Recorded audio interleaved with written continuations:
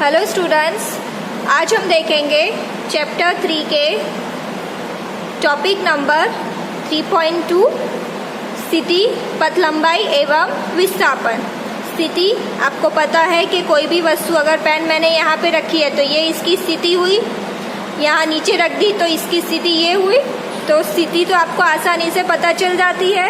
अब हम बात करेंगे कि पथ लंबाई और विस्थापन क्या होता है। चलिए, तो हम बात कर रहे हैं पथ लंबाई एवं विस्थापन। तो दोनों की सबसे पहले हम परिभाषा देखेंगे।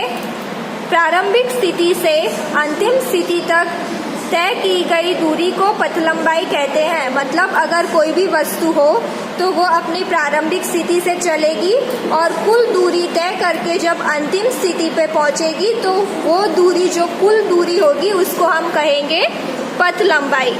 ठीक है। और जबकि विस्थापन क्या होता है, प्रारंभिक एवं अंतिम स्थिति के बीच सबसे कम तय की गई दूरी को विस्थापन कहते हैं। ठीक है, जो दूरी सबसे कम तय की गई हो उसको हम विस्थापन कहेंगे। दोनों के बीच अंतर समझने के लिए हम एक सिंपल सा एक उदाहरण लेते हैं ताकि आपको कोई कंफ्यूजन ना रहे कि पथ लंबाई और विस्थापन क्या होता है। चलिए, यहाँ पे हमने 3 चीजें ली है, 3 स्थिति ली है। हाउस है, चर्च है और मैकडी है। ठीक है।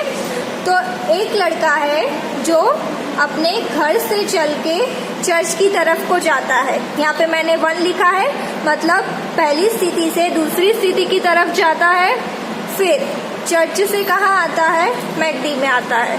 समझ में आ रहा है?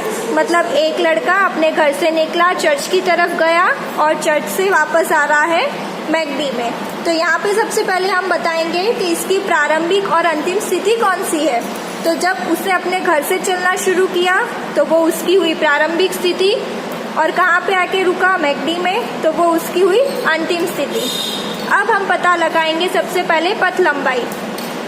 तो हमने परिभाषा में पढ़ा है कि कुल तय की गई दूरी को बोलेंगे पथ लंबाई।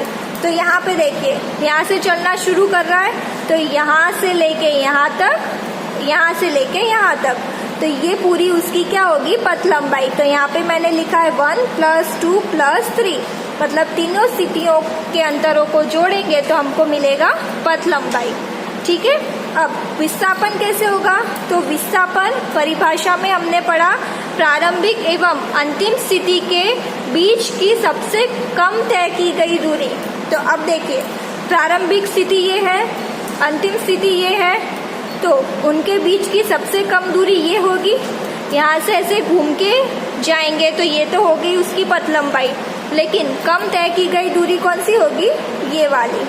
ठीक है। तो विस्थापन क्या होगा, 1 और 3 के बीच का हो जो भी मिलेगा हमें वो होगा विस्थापन। ठीक है, ये समझ में आ रहा है? एकदम इजी एग्जाम्पल लिया है हमने। जब ये सबको जोड़ेंगे तो हमें मिलेगा पथ लंबाई, और प्रारंभिक और अंतिम स्थिति की सबसे कम तय की गई दूरी ये है, तो ये हो गया मेरा विस्थापन।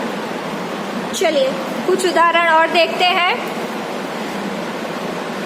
एक लड़का है जो अपने घर से जाता है मैकडी की तरफ। ठीक है, ये अलग दूसरा केस लिया है। अब ये घर से जा रहा है इस तरफ को, तो इसकी प्रारंभिक स्थिति क्या हुई, घर, और अंतिम हुई मैकडी। तो इसमें क्या होगा, पथ लंबाई क्या होगी, घर से जा रहा है मैकडी की तरफ, तो ये जो कुल तय की गई दूरी हो गई वो पथ लंबाई हो गई। अब विस्थापन अगर देखें तो प्रारंभिक और अंतिम इसके बीच में कुछ भी नहीं है, तो विस्थापन भी इतना ही होगा। ठीक है।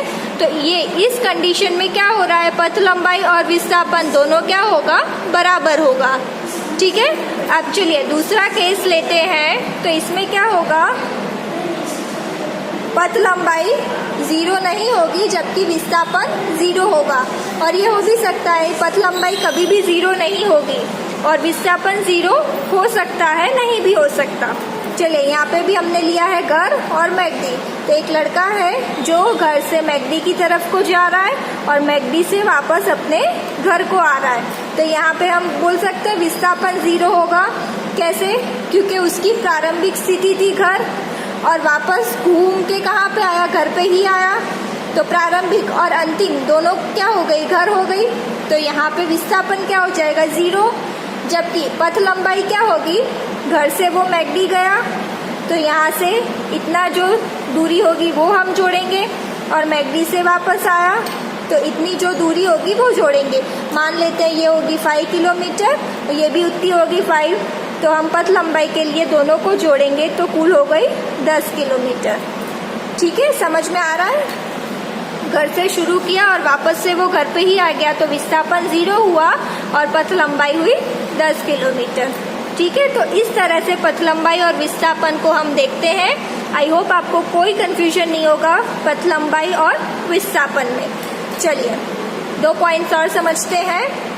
विस्थापन का परिमाण गतिमान वस्तु द्वारा चली गई पथ लंबाई के बराबर हो भी सकता है और नहीं भी हो सकता। मतलब कि विस्थापन जो हमारी वस्तु ने गति करी है उसके बराबर हो भी सकता है या नहीं भी हो सकता है। जैसे हमने यहाँ पे देखा कि जो विस्थापन है वो पथ लंबाई के बराबर है।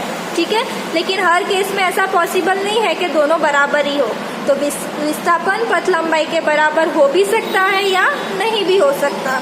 चलिए दूसरा पॉइंट क्या है, यदि कोई वस्तु समान समय अंतराल में समान दूरी तय करती है तो उस वस्तु की गति एक समान गति कहलाती है। अगर कोई भी वस्तु एक ही समान समय अंतराल में समान दूरी तय करेगी तो उसे हम क्या कहेंगे, एक समान गति। ये परिभाषा है जो कि याद रखनी है। तो इससे आई होप आपको कोई कंफ्यूजन नहीं होगा कि पथ लंबाई और विस्थापन क्या होता है और कैसे निकालते हैं। ठीक है, चलिए अब अपने हम नेक्स्ट वीडियो में देखेंगे औसत वेग तथा औसत चाल।